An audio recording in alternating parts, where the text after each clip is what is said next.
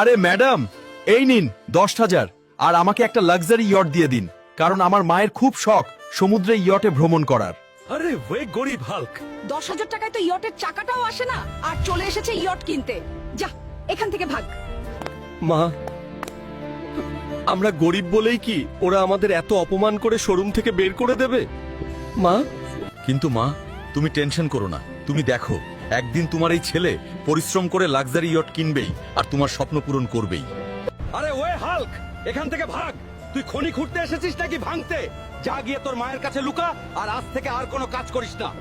আরে এই গ্রামের রাইনোকে হারাতে পারলে 1500 কোটি টাকা পুরস্কার। এবার তো আমি একে নিশ্চিত হারাবো আর জেতা টাকায় লাক্সারি ইয়াট কিনবো। আরে বন্ধুরা, আমি যদি হেরে যাই তাহলে আমার মা বাবার স্বপ্ন পূরণ হবে না। প্লিজ লাইক আর সাবস্ক্রাইব করো যাতে আমি ওকে হারাতে পারি। আরে ওয়ে ম্যাডাম, তুমি না আমার মজা উড়িয়েছিলে? এই নাও 500 কোটি টাকা, আর তাড়াতাড়ি আমাকে একটা লাক্সারি ইয়ট দিয়ে দাও। আরে থ্যাঙ্কস বন্ধুরা। আজ আপনাদের জন্যই আমি আমার মা বাবাকে লাক্সারি ইয়টে করে মালদ্বীপ ঘুরতে নিয়ে যাচ্ছি। হ্যাঁ হ্যাঁ।